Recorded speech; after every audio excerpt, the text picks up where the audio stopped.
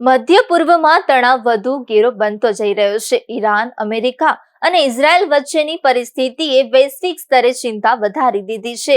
ઈરાને અમેરિકાનો યુદ્ધ વિરામ પ્રસ્તાવ સ્પષ્ટ રીતે ફગાવી દીધો છે, જેને કારણે યુદ્ધ ચાલુ રહેવાની શક્યતા વધી ગઈ છે.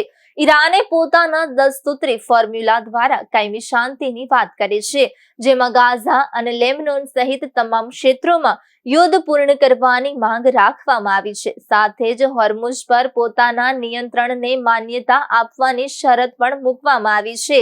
બીજી તરફ ઇઝરાયેલે ઈરાન પર મોટા હવાઈ હુમલા કર્યા હોવાનો દાવો કર્યો છે, જેમાં એરપોર્ટ અને લશ્કરી ઠેકાણાઓને ભારે નુકસાન થયું છે.